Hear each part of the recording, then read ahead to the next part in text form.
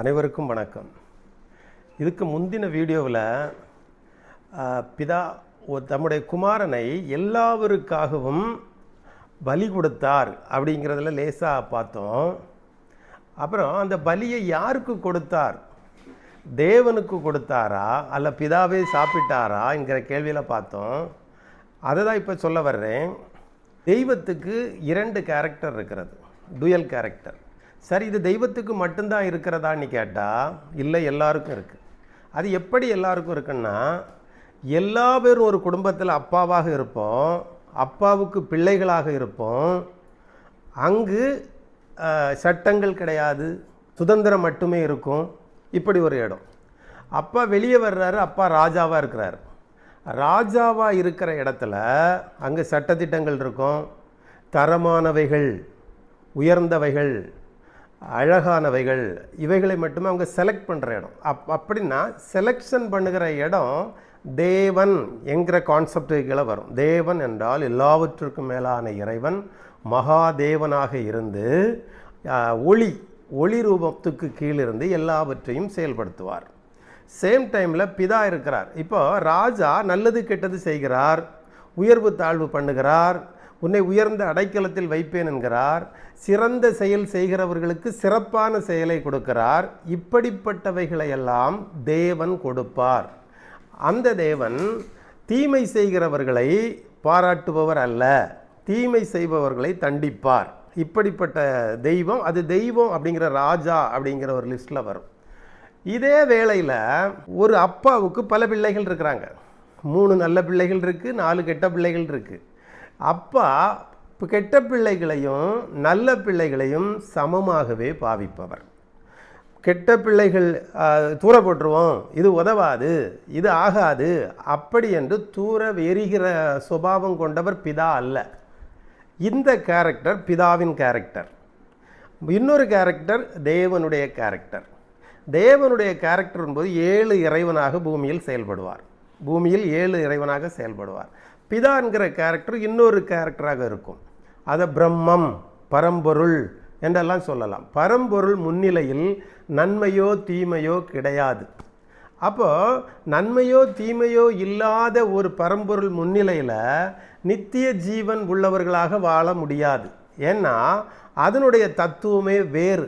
நான் முதலில் ஒரு தடவை சொன்னது போல, ஒரு மரம் இருக்கிறது, அந்த மரத்தில் பூ பூக்கிறது, அது காய் பிடிக்கிறது, அது கனியாகிறது, அது உதிர்ந்து விடுகிறது. ஒரு காலநிலை அளவு வரைதான் பரம்பொருள் என்ற நிலைக்குள் ஒன்று இருக்கும். அதன் பிறகு அது தொலைந்துவிடும். ஆனால் இறை என்ற நிலையில் வரும்போது அவைகளையும் காப்பாற்ற வேண்டும் என்கிற எண்ணத்துக்குள் அது வரும். ஒரு ப்ராடக்ட், ஒரு படைப்பு, இவைகள் உண்டாகும். இவைகள் உண்டானால் அது தெய்வம் என்கிற கேரக்டருக்குள் வர வேண்டும். இதற்குள்ள வித்தியாசத்தில் தான் இது இருக்கிறது. இப்போ வெளிப்படுத்தின விசேஷம் அப்படி ஒரு புத்தகம் இருக்கிறது. இங்கே இந்த வித்தியாசத்தை சொல்லுகிறேன், கேளுங்கள். என்ன பைபிளில் இருக்கிறது மட்டுமே சொல்லுகிறான் அப்படின்னு நீங்கள் நினைக்காதுங்க. உலகத்தில் இருக்கிற ஒவ்வொரு புத்தகங்களையாக படித்து எந்த புத்தகத்தில் என்ன விஷயங்கள் இருக்கிறதோ அந்தந்த விஷயங்கள் அப்படி இப்படி சொல்லிக்கிட்டு தான் இருக்கிறேன். அதில் இந்த விஷயத்துக்கானவைகள் அங்கே தான் இருக்குது. அதில் 14வது அதிகாரம்னு ஒரு அதிகாரம் இருக்குது. அதில் சீயோன் மலையின் மேல் ஒரு கூட்டம் இருக்குது.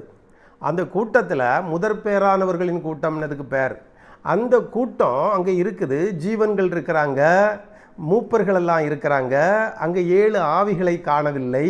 இந்த 7 ஆவிகளும் அந்த வீட்டுக்குள் வானத்திலிருந்து இசைக்கிறார்கள், ஒரு பாடல் பாடுகிறார்கள். அந்த பாடலை 1,44,000 பேரை அல்லாமல் யாருமே அதை புரிந்து கொள்ள முடியவில்லை, கற்றுக்கொள்ள முடியவில்லை. அது ஏனென்றால் அந்த 1,44,000 பேருடைய நெற்றிகளிலும் பிதாவின் நாமம் முத்திரையாக தரிக்கப்பட்டிருந்தது. பிதாவின் நாமம் முத்திரையாக தரிக்கப்பட்டிருந்து 7 ஆவிகள் இசைக்கிற சங்கீதங்களை அவர்கள் அதை கற்றுக்கொண்டார்கள். பிதாவினுடைய தெரிந்து கொள்ளுதலில் இருக்கிறவர்களால் மட்டுமே இதை புரிந்து கொள்ள முடியும். ஒரு விஷயத்தை தெரிவதற்கு ஒரு வகையான திறவுகோல் இருக்கும். அந்த திறவுகோலை போட்டு தான் திறக்க முடியும். ரெண்டாவது பாருங்க, தேவனுடைய முத்திரை தரித்தவர்களும் இருக்கிறார்கள். இப்போ தேவனுடைய முத்திரையில் சிலர் உள்ள வரலாம், சிலர் உள்ள வரக்கூடாது. கட்டுப்பாடுகள், ஒரு புரோட்டோக்கால்லாம் அங்கே தான் இருக்கும். இப்போ ஒரு 20வது அதிகாரத்துக்கு மேலே நீங்கள் படித்தா சொர்க்கத்தை பற்றி சொல்லுவாங்க. இந்த சொர்க்கத்தை பற்றி சொல்லும்போது தேவனும் ஆட்டுக்குட்டியானவரும் இருக்கிற சிங்காசனம் அங்கிருந்தது. அதிலிருந்து ஜீவ தண்ணீர் உள்ள ஒரு நதி வந்தது. அந்த நதியின் இரு கரையிலும் 12 விதமான கனிகளை தருகிற ஜீவ விருட்சம் இருந்தது. அங்கே இருக்கிறவர்கள் அந்த தேவனும் ஆட்டுக்குட்டியானவருடைய ஊழியக்காரர்களாக இருந்து அங்கே அரசாளுகிறார்கள். சொர்க்கத்தில் அரசாளுகிற இடம் அது அனுபவிக்கிற இடம் அல்ல. பூமியின் ராஜாக்கள் தங்கள் மகிமையெல்லாம் அதற்குள் கொண்டு வருவார்கள். பொய்யோ அசுத்தத்தையோ அருவருப்பையோ நடப்பிக்கிற ஒன்றும் உள்ளே வராது. உள்ளுக்கும் வெளியும் ஒரு வித்தியாசம் இருக்கிறது. அங்கே தேவனுடைய நாமத்தை நெற்றியிலே எழுதியிருக்கிறவர்கள் அங்கே இருந்தார்கள். ஏன் தேவனுடைய நாமத்தை எழுதும்போது குறிப்பிட்டவர்கள் தான் உள்ளே வர முடியும், எல்லாராலும் வர முடியாது. அங்கே மரணம் கிடையாது. அதே நேரத்தில் 1,44,000 பேருடைய நெற்றிகளில் பிதாவின் நாமம் எழுதப்பட்டிருந்தது. ரெண்டுக்கு வேறுபாடு தெரிஞ்சிருக்கணும். இந்த 1,44,000 பேர் 12 கோத்திரங்களிலிருந்து எடுத்து எழுதப்பட்டதாக எழுதியிருக்கிறது. இங்கு 12 ராசிகளில் வருவார்கள். ஒரு ராசியில் 12,000 பேர் தெரிந்து கொள்ளப்படுகிறார்கள். இப்போ ஜீசஸ் முத்திரைகளை உடைக்கும் போது பலவிதமான தீமைகள் பூமியிலே கொட்டப்படுகிறது. முத்திரைகள் உடைக்கப்படும் போது சேதங்கள் ஏற்படுகிறது. எக்காலங்கள் ஊதும் போது சேதங்கள் ஏற்படுகிறது. தூப கலசங்களில் இருக்கிறவைகளை அந்த கலசங்களில் கொட்டு போடும்போது தீமைகள் சம்பவிக்கிறது. இந்த தீமைகள் பூமியிலே சம்பவிக்கிறதுக்கு முன்பதாக ஒன்று சம்பவிக்க வேண்டும். இந்த 1,44,000 பேரும் முத்திரை போட்டிருக்க வேண்டும். அங்கே சொல்லப்பட்டிருக்கிறது, உங்கள் ஊழியக்காரர்களுடைய நெற்றியிலே முத்திரை போடும் வரைக்கும் பூமியையும் சமுத்திரத்தையும் சேதப்படுத்தாதிருங்கள் என்று 4 தூதர்களுக்கு கட்டளையிட்டார்கள். அவர்கள் காற்றுகளை பிடித்து வைத்திருக்கிறார்கள். அது பூமியை சேதப்படுத்தாது. இந்த காலத்துக்கு பிறகுதான் அங்கே இயேசு கிறிஸ்து உடைக்கிற முத்திரைகள் எல்லாம் நடைமுறைக்கு வரும். ஒரு விஷயங்கள் நான் ஒரு சின்ன விஷயத்துக்காக இதை உங்களுக்கு சொல்லுகிறேன். எல்லாவற்றையும் தெளிவாக சொல்லக்கு டைம் எல்லாம் இருக்காது. அஸ்ட்ராலஜி அப்படிங்கிறது நான் ஒரு என்னுடைய படிப்பு, நான் அதை முழுக்க அதை எப்படி ஆராய்ச்சி பண்ணணுங்கிறதுக்காக நான் படித்தது.